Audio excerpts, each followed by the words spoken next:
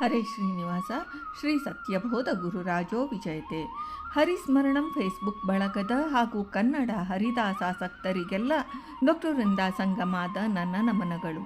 ಮೂಲ ಸಂಸ್ಕೃತದ ಶ್ರೀಮದ್ವಾದಿರಾಜ ಯತಿವರ್ಯ ವಿರಚಿತ ಮಹಾಕಾವ್ಯ ರುಕ್ಮಿಣೀಶ ವಿಜಯ ಗ್ರಂಥ ರಸಾಯನದ ವಿಶೇಷತೆಯಲ್ಲಿ ಮೊದಲನೇ ಸರ್ಗದ ಇನ್ನೂ ಕೆಲವು ಶ್ಲೋಕಗಳ ಚಮತ್ಕೃತಿಯ ವಿಶೇಷತೆಯನ್ನು ಇಂದು ನೋಡೋಣ.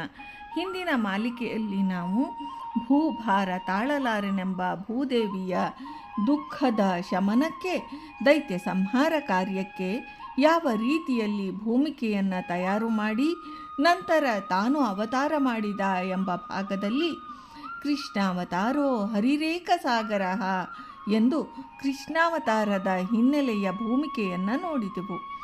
ಆದರೆ ಅದರ ಇನ್ನೂ ಹೆಚ್ಚಿನ ಸೂಕ್ಷ್ಮ ಅಂಶಗಳನ್ನು ಇಂದು ನೋಡೋಣ. ತ್ವಮೇತ್ಯ ದೇವಕ್ಯುದರ ಸ್ತಗರ್ಭಂ ನಿದೇಹಿ ರೋಹಿಣ್ಯುದರೇ ಸ್ವಶಕ್ತ್ಯ ಇತಿರಿತ ತಂ ರಮಣಂ ರಮಾಸಾ ಪ್ರದಕ್ಷಿಣೀ ಕೃತ್ಯ ತಥಾ ಕರೋತ್ ತತ್. ಸರ್ಗ 1 ಶ್ಲೋಕ 25. ಲಕ್ಷ್ಮೀದೇವಿಗೆ ಶ್ರೀಹರಿಯು, ಪ್ರಿಯಳೇ, ನೀನು ಭೂಮಿಗೆ ಹೋಗಿ ವಸುದೇವನ ಹೆಂಡತಿಯಲ್ಲಿ ಬೆಳೆಯುತ್ತಿರುವ ಗರ್ಭವನ್ನು ನಿನ್ನ ಸಾಮರ್ಥ್ಯದಿಂದ ಈಚೆಗೆ ತೆಗೆದು ಬಿಡು.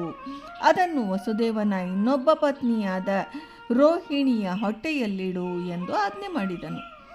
ಪ್ರಪಂಚದೊಳಗೆ ರಾಜಮಹಾರಾಜರು ತಾವು ಪ್ರಯಾಣ ಮಾಡುವಾಗ ತಮ್ಮ ಹಾಸಿಗೆ ಮೊದಲಾದವುಗಳನ್ನು ಆಳುಗಳ ಮುಖಾಂತರ ಕಳಿಸುವಂತೆ ಶ್ರೀಮನ್ನಾರಾಯಣನು ತನ್ನ ಹಾಸಿಗೆಯಾದ ಶೇಷದೇವರನ್ನು ಮೊದಲು ಭೂಮಿಗೆ ಕಳುಹಿಸಿದ. ಶೇಷದೇವರು ರೋಹಿಣಿಯ ಹೊಟ್ಟೆಯಲ್ಲಿ ಹುಟ್ಟಿ ಬಂದರು. ಚಂದ್ರನು ಉದಯಾಚಲದಿಂದ ಉದಯಿಸಿದಂತೆ ಶ್ರೀಮನ್ನಾರಾಯಣನು ತನ್ನ ಶುಕ್ಲಕೇಶ ರೂಪದಿಂದ ರೋಹಿಣಿಯೊಳಗೆ ತನಗೆ ತಾನೇ ಅಣ್ಣನಾಗಿ ಜನಿಸಿ ರೋಹಿಣಿಗೆ ತಾಯ್ತನದ ಸುಖವನ್ನು ಕೊಟ್ಟ. ವೈಕುಂಠದೊಳಗ ಶ್ರೀಮನ್ನಾರಾಯಣನು ತನ್ನ ಮನೆಯ ಬಾಗಿಲನ್ನು ಕಾಯಲು ನೇಮಿಸಿದ ಜಯ ವಿಜಯರೆಂಬ ಸೇವಕರು ಒಂದು ದಿನ ಅಲ್ಲಿ ಬಂದ ಸನಕಾದಿ ಮುನಿಗಳನ್ನು ಭಗವಂತನನ್ನು ಕಾಣಲು ಒಳಗೆ ಬಿಡಲಿಲ್ಲ. ಅದರಿಂದ ಕ್ಷುದ್ರರಾದ ಸನಕಾದಿ ಮುನಿಗಳು ಜಯ ವಿಜಯರಿಗೆ ಶಾಪವನ್ನಿತ್ತರು. ಈ ಭೂಮಿಯಲ್ಲಿ ಹುಟ್ಟಿದ ಜಯ ವಿಜಯರಲ್ಲಿ ಆವಿಷ್ಟರಾದ ರಾಕ್ಷಸರನ್ನು ಕೊಂದು ಆ ದ್ವಾರಪಾಲಕರನ್ನು ಮರಳಿ ತನ್ನಲ್ಲಿ ಕರೆಸಿಕೊಳ್ಳುವುದಕ್ಕೆ ತಾನು ಭೂಮಿಯಲ್ಲಿ ಅವತಾರ ಮಾಡಿದ.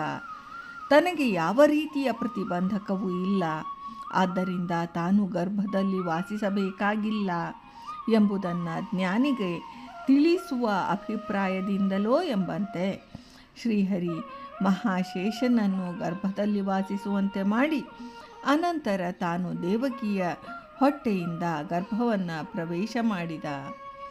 ಇಲ್ಲಿಯೂ ಉತ್ಪ್ರೇಕ್ಷಾಲಂಕಾರ ಇದೆ.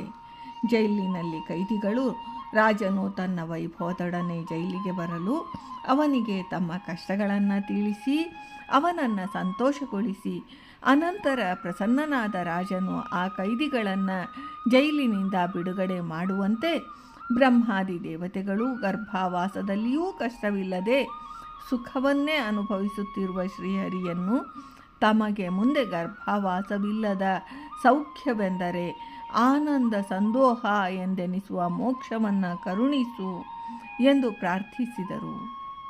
ಶ್ರಾವಣ ಮಾಸದ ಕೃಷ್ಣ ಪಕ್ಷದ ಅಷ್ಟಮಿಯ ತಿಥಿಯಲ್ಲಿ ರೋಹಿಣಿ ನಕ್ಷತ್ರ ಇದ್ದರೆ ಜಯಂತಿ ಎಂದು ಶ್ರೀಮದ್ ಆಚಾರ್ಯರು ನಿರ್ಣಯದೊಳಗೆ ಹೇಳಿದ್ದಾರೆ. ಶ್ರೀಹರಿಯು ಕೃಷ್ಣಾಷ್ಟಮಿ ಅರ್ಧರಾತ್ರಿಯಲ್ಲಿ ದೇವಕಿಯ ಗರ್ಭದಿಂದ ಉದಯನಾದನು, ಅದನ್ನು ಅವತರಿಸಿದನು ಅಂತಾರೆ. ಶ್ರೀಕೃಷ್ಣನ ಜನ್ಮ ಅದು ಅಷ್ಟಮಿಯ ದಿನದಂದು ಅರ್ಧರಾತ್ರಿಯಲ್ಲಿ ಆಗಿದ್ದಕ್ಕೆ ಕಾರಣ ತಾನು ನಿಶಾಚರಿಗಳಾದ ಅಷ್ಟದಿಕ್ಕುಗಳಲ್ಲಿರುವ ರಾಕ್ಷಸರನ್ನು ಸಂಹರಿಸುತ್ತೇನೆ ಎಂಬ ವಿಷಯವನ್ನು ಸೂಚಿಸುವುದಕ್ಕೆ ಕಾರಾಗೃಹದಲ್ಲಿ ನಿಶಾಚರ ಸಂಹಾರಿಯಾದ ಬಾನಂಗಳದ ಚಂದ್ರನಂತೆ ಚಂದ್ರೋದಯದ ಸಮಯದಲ್ಲಿ ಶ್ರೀಕೃಷ್ಣನ ಅವತಾರ ಆಗಿದೆ. ಅಥೋ ಜಯಂತ್ಯ ಮುದ ಭೂನ್ನಿ ಶೀತೆ ಶಶೀವ ದೇವಕ್ಯುದರೋದಯಾದ್ರೇ ದಿಗಷ್ಟಕೆ ರಾತ್ರಿ ಚರಾಂಜಿಗಿಷ್ಟೋ ಸ್ಥಿತಿರ್ನಿಶಾ ಸಾ ಚ ಗುಣೋಚಿತೈವ ಒಂದನೇ ಸರ್ಗದ 31ನೇ ಶ್ಲೋಕ. ಇಂದ್ರ ವಜ್ರಾವೃತ್ತದಲ್ಲಿರುವ ಈ ಪದ್ಯದಲ್ಲಿ ತಾನು ಇಂದ್ರನಿಗೂ ಒಡೆಯನು ಎಂಬುದನ್ನು ಸೂಚಿಸುವುದಕ್ಕೆ ಈ ಪದ್ಯವನ್ನು ಈ ವೃತ್ತದಲ್ಲಿ ವಾದಿರಾಜರು ಇಟ್ಟಿದ್ದಾರೆ. ಇಲ್ಲಿಯೂ ಉತ್ಪ್ರೇಕ್ಷಾಲಂಕಾರ. ಶ್ರೀಕೃಷ್ಣನು ವಸುದೇವನ ಪತ್ನಿಯಾದ ದೇವಿಕಿಯಲ್ಲಿ ಜನಿಸಿದರೂ ನಂದಗೋಪನ ಹೆಂಡತಿಯಾದ ಯಶೋದಿಯಲ್ಲಿ ಹುಟ್ಟಿದವನೆಂದು ಪ್ರಸಿದ್ಧಿ ಪಡೆದ. ಬಲರಾಮನು ರೋಹಿಣಿಯಲ್ಲಿ ಹುಟ್ಟಿದವನೆಂದು ಪ್ರಸಿದ್ಧಿಯನ್ನು ಮಾಡುವನೋ ಎಂಬಂತೆ ತಾನು ರೋಹಿಣಿ ನಕ್ಷತ್ರದಲ್ಲಿ ಜನಿಸಿದ. ರೋಹಿಣಿ ಎಂಬ ಶಬ್ದದಲ್ಲಿ ಶ್ಲೇಷ ಇದೆ. ಒಂದು ಅರ್ಥ ನಕ್ಷತ್ರ, ಇನ್ನೊಂದು ಬಲರಾಮನ ತಾಯಿ. ಶ್ರೀಕೃಷ್ಣನಿಗೆ ಯಶೋದೆ ತಾಯಿಯಲ್ಲ, ದೇವಕಿಯೂ ತಾಯಿಯಲ್ಲ. ಅಷ್ಟಮಿಯಂದು ಕೃಷ್ಣ ಚಂದ್ರನು ತನ್ನ ಕಲೆಗಳಲ್ಲಿ ಅರ್ಧ ಭಾಗವುಳ್ಳವನಾಗಿದ್ದಾಗ ಜನಿಸಿದ. ಚಂದ್ರನಿಗೆ ಸಂತೋಷವೂ ದುಃಖವೂ ಒಟ್ಟಿಗೆ ಆಯಿತು. ಕಾರಣ ತನ್ನ ವಂಶದಲ್ಲಿ ಯಾದವ ಕೃಷ್ಣನ ಜನನವಾದ್ದರಿಂದ ಸಂತೋಷ. ಆದರೆ ತನ್ನ ಕಾಂತಿಗಿಂತ ಕೃಷ್ಣನ ಕಾಂತಿ ಉತ್ಕೃಷ್ಟವಾಗಿದೆ ಎಂಬ ಅಸೂಯೆಯ ಭಾವ. ಆದ್ದರಿಂದ ಅವನು ಸುಖದಿಂದ ಸಂತಸವನ್ನು ಪಟ್ಟು ವೃದ್ಧಿಯ ಕಡೆಗೆ ಸಾಗುತ್ತಾನೆ. ದುಃಖಕ್ಕೆ ಕಾರಣ ತನ್ನ ಕಾಂತಿಗಿಂತಲೂ ಕೃಷ್ಣನ ಕಾಂತಿ ಹೆಚ್ಚಾಗಿದೆ ಎಂಬ ಕೊರಗಿನಿಂದ ಅವನು ಕ್ಷೀಣಿಸುತ್ತಾನೆ. ಕೃಷ್ಣನು ಬಾಲ್ಯದಲ್ಲಿಯೇ ಕೊಳಲನ್ನು ಊದುತ್ತಾ ನರ್ತನ ಮಾಡುತ್ತಾ ಜನರನ್ನು ಸಂತಸಪಡಿಸುತ್ತಿದ್ದನು. ಆಗಲೇ ಗಂಧರ್ವರು ಅವನನ್ನು ವಶಪಡಿಸಿಕೊಳ್ಳುವುದು ಸುಲಭ ಸಾಧ್ಯವಲ್ಲ ಎಂದರಿತು ಅವನ ಮುಂದೆ ಹಾಡುತ್ತಾ ನರ್ತನ ಮಾಡತೊಡಗಿದರು. ಊರ್ವಶಿ ಮೊದಲಾದ ಅಪ್ಸರೆಯರು ನರ್ತನ ಮಾಡುತ್ತಾ ಭೂದೇವಿಯು ಚಂದ್ರನ ಕಾಂತಿಯಂತೆ ಶೋಭಿಸುತ್ತಿರುವ ಶ್ರೀಕೃಷ್ಣನು ತನ್ನ ಮೇಲೆ ಪುಟ್ಟ ಪುಟ್ಟ ಪಾದಗಳಿಂದ ಬಾಲ್ಯದಲ್ಲಿಯೂ ಪ್ರೌಢಾವಸ್ಥೆಯಲ್ಲಿಯೂ ಭೂಮಿಯ ಮೇಲೆ ಇರುವವರೆಗೂ ತನ್ನ ಮೇಲೆ ನಡೆದಾಡುವುದರಿಂದ ತನ್ನನ್ನು ಪವಿತ್ರಗೊಳಿಸುತ್ತಾನೆಂದು, ತನ್ನನ್ನು ಅಲಂಕೃತನನ್ನಾಗಿ ಮಾಡುತ್ತಾನೆಂದು ದಿಗ್ದೇವತೆಗಳು ಕೃಷ್ಣನು ತನ್ನ ಉತ್ತಮ ಕೀರ್ತಿಗಳಿಂದ ತಮ್ಮನ್ನು ಬೆಳಗುವಂತೆ ಮಾಡುತ್ತಾರೆಂದು ತಿಳಿದು ಸಂತೋಷಪಟ್ಟರು. ಶ್ರೀಕೃಷ್ಣನು ಅವತರಿಸಿದಾಗಲೇ ದೇವತೆಗಳು ಅವನನ್ನು ಧ್ಯಾನಿಸುತ್ತಾ ಸ್ತುತಿಸುತ್ತಾ ಪಾರಿಜಾತವೆಂಬ ದೇವೇಂದ್ರನ ತೋಟದ ಹೂಗಳನ್ನು ಆಯ್ದು ಅವುಗಳಿಂದ ಪುಷ್ಪವೃಷ್ಟಿಯನ್ನು ಸುರಿದರು. ತದೈವ ದೇವಾ ವೃಷು ಪ್ರಸೂನೈ ಹೃದಿ ಸ್ಮರಂತೋ ವಚಸಾ ಸ್ತುವಂತಹ ನಗೇಂದ್ರಮೈಂದ್ರಂ ಭುವಿ ನಶ್ಯತೋಪ್ಯ ಮನಃ ಸಮುದ್ಬೋಧಯಿತುಂ ಪುರೈವ. 1ನೇ ಸರ್ಗದ 36ನೇ ಶ್ಲೋಕ. ವಾದಿರಾಜರು ಮುಂದೆ ಕೃಷ್ಣನು ಪಾರಿಜಾತದ ಮರವನ್ನು ಭೂಮಿಗೆ ಬರುವಂತೆ ಮಾಡುತ್ತಾನೆ ಎಂಬ ಸಂದೇಶವನ್ನು ಕೊಡುವಂತೆ ಪಾರಿಜಾತ ಪುಷ್ಪವೃಷ್ಟಿಯನ್ನೇ ಪರೋಕ್ಷವಾಗಿ ವರ್ಣಿಸಿದ್ದಾರೆ. ಸ್ವಯಂ ಪ್ರಕಾಶಮಾನ ಕೃಷ್ಣನ ಅವತಾರದ ನಂತರ ವಸುಗಳು ವಸುದೇವನ ಮಗನಲ್ಲದಿದ್ದರೂ ಅವನ ಮಗನೆಂದೇ ಪ್ರಸಿದ್ಧನಾಗುತ್ತಾನಾದ್ದರಿಂದ ವಾಸುದೇವನೆಂದು ಕರೆಯಲ್ಪಡುತ್ತಾನೆ ಎಂದು ವಸುಗಳೂ ದೇವತೆಗಳೂ ಸಂತಸಪಟ್ಟರು. ಶ್ರೀಕೃಷ್ಣನು ವಾಸುದೇವನಾಗಿ ಧರೆಗೆ ಇಳಿದು ಬಂದಾಗ ಆಕಾಶದೊಳಗೆ ತಮಟೆ ಭೇರಿಗಳು ಮೊಳಗಿದವು. ಕೃಷ್ಣನು ವಾಸುದೇವನ ಅಂದರೆ ಆನಕ ದುಂದುಭಿಗಳ ಹೆಸರಿನಿಂದ ಪ್ರಸಿದ್ಧನಾಗಿದ್ದಾನೆಂದು, ಕೃಷ್ಣ ತಮ್ಮ ಮಗನೆಂದು ಕರೆಸಿಕೊಂಡನೆಂದು ಸಂತಸಪಟ್ಟವು. ಕೃಷ್ಣನು ನೀಲವರ್ಣದವನಾಗಿ ಶೋಭಿಸುತ್ತಿರುವುದನ್ನು ನೋಡಿ ನೀರು ತುಂಬಿದ ಕರಿಯ ಮೋಡಗಳು ಅವನು ತಮಗಿಂತ ಚೆನ್ನಾಗಿದ್ದು ತಮ್ಮನ್ನು ಜಯಿಸಿರುವನೆಂದು ತಿಳಿದು ಅಸೂಯೆಯಿಂದ ಸಮುದ್ರದ ಬಳಿ ಗುಡುಗಿ ತಮ್ಮ ದುಃಖವನ್ನು ಅಳಲನ್ನು ತೋಡಿಕೊಂಡವು, ಕಣ್ಣೀರನ್ನು ಸುರಿಸಿದವು ಅಂತ ಉತ್ಪ್ರೇಕ್ಷಾಲಂಕಾರದಲ್ಲಿ ವರ್ಣಿಸುತ್ತಾರೆ.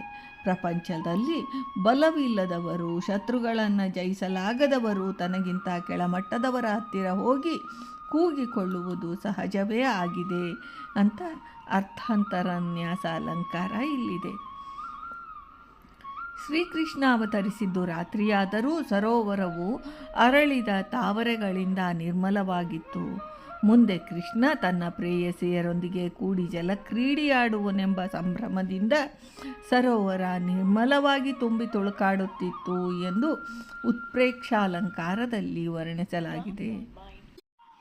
ಶ್ರೀಕೃಷ್ಣನ ಅವತಾರದ ಸಮಯದಲ್ಲಿ ಆಕಾಶವು ನಿರ್ಮಲವಾಗಿ ತಾರೆಗಳಿಂದ ಶೋಭಿಸುತ್ತಿತ್ತು.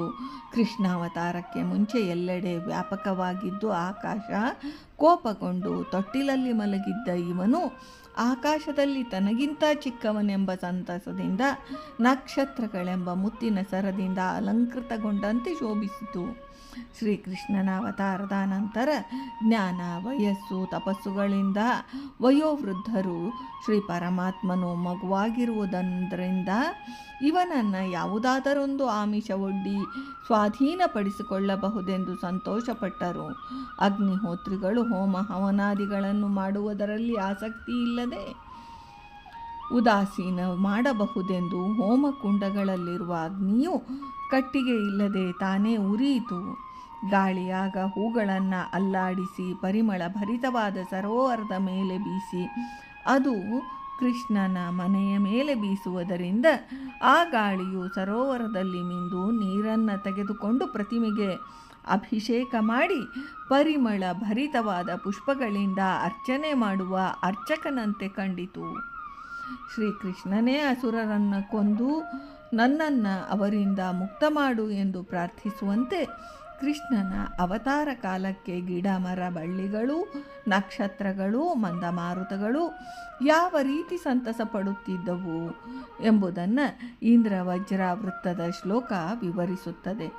ನಭಃ ಪ್ರಸನ್ನೋಡು ಗಣಂ ತದಾಸೀತ್ ವಿಭುದತ್ತ ಧರ್ಮೇಣ ತಮದ್ವಿತೀಯಂ ವಿಲೋಕ್ಯ ಬಾಲಂ ಭುವಿ ತಾರಹಾರ ವಿಭೂಷಿತ ಸ್ವಾಂಗಮಿವ ಪ್ರಹರ್ಷಾತ್.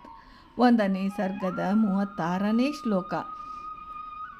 ಶ್ರೀಕೃಷ್ಣ ಅವತಾರದ ನಂತರ ಆಕಾಶ ನಿರ್ಮಲವಾಯಿತು. ಕೃಷ್ಣನನ್ನು ಸ್ಮರಿಸುತ್ತಾ ಋಷಿಗಳಿಂದ ಸಮರ್ಪಿಸಲ್ಪಟ್ಟ ಹೂಗಳು ಮೋಡಗಳ ತಡೆಯಿಂದ ಕೃಷ್ಣನ ಮೇಲೆ ಬೀಳದೇ ಹೋದೀತೆಂಬ ಹೆದರಿಕೆಯಿಂದ ಮೋಡಗಳು ಋಷಿಗಳಿಂದ ದೂರ ಸರಿಸಲ್ಪಟ್ಟವೋ ಎಂಬಂತೆ ಹುಟ್ಟೇ ಇಲ್ಲದ ಕೃಷ್ಣಾವತಾರದ ನಂತರ ಸೃಷ್ಟಿಯಲ್ಲಿ ಎಲ್ಲೆಡೆ ಆನಂದವು ಪಸರಿಸಿತು ಎಂದು ನೋಡಲಾಗದ ಆನಂದದ ಈ ವಿವರವನ್ನು ಮುಂದಿನ ವಾರ ಶ್ರೀಮತಿ ಶೋಭಾಮೂರ್ತಿ ಹಾಗೂ ಡಾಕ್ಟರ್ ಜಯಲಕ್ಷ್ಮಿ ಮಂಗಳಮೂರ್ತಿಯವರು ಯಾವ ರೀತಿ ವಾದಿರಾಜರ ವರ್ಣನೆಯನ್ನು ವಿವರಿಸಿದ್ದಾರೆ ಅನ್ನುವುದನ್ನು ನೋಡೋಣ. ಇಂದಿನ ಪುಸ್ತಕ ಪರಿಚಯದ ಈ ಭಾಗದ ಸೇವೆಯನ್ನು ಶ್ರೀಕೃಷ್ಣನಿಗೆ ಸಮರ್ಪಣಾ ಮಾಡ್ತೇನೆ. ಭಾರತೀ ರಮಣ ಮುಖ್ಯ ಪ್ರಾಣಾಂತರ್ಗತ ವೃಂದಾವನ ವಿಹಾರಿ. ಶ್ರೀಕೃಷ್ಣ ಅರ್ಪಣಮಸ್ತು.